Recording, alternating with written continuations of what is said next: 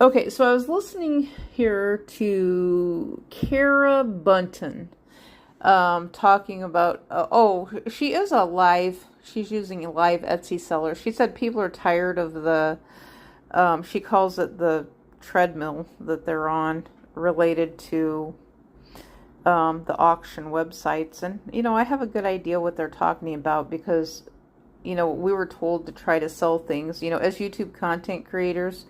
They took us through this. I mean, the whole internet is a big treadmill right now. It's a big treadmill loop and circle of nonsense, it seems like, of things that we just can't get going off the ground and making it work related to a business, because the whole thing is when you create a business, a business is an actual company of something. When you have an individual thing like selling socks, that is, that's a product. Someone else, so it's kind of the same principle as having a secondhand store. When you buy something and you have a secondhand store, those are products that have already been sold, but the resale business is really big, and that's why Etsy and eBay are very, very popular. And so the thing is, when they first roll these websites out, they have a low price. I know back after 2009, I was trying to sell hats on Etsy that were crochet. I always went in the hole. I never made any money. The shipping was too expensive.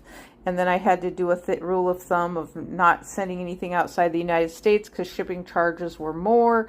I had people ask me if I sold bulk stuff, and I said, no, I don't sell bulk stuff. I was mostly just a teacher on the internet, teaching how to do something.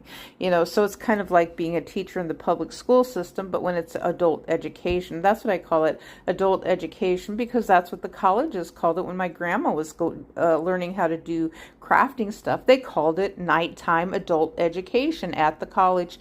And so my grandma went and learned a bunch of arts and crafts and stuff, I think because she was a teacher. But I did have an experience. Now, Karen addressed, she said something about maybe marking things a different way.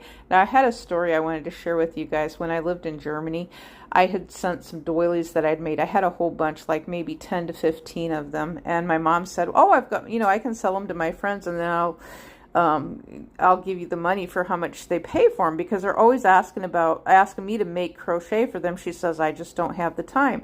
So I put the price on the box, for customs declarations, and they charged my mom $80. I think this was probably back in the 1990s. Or maybe, 1980s, I think. And she fought, but she got her money back.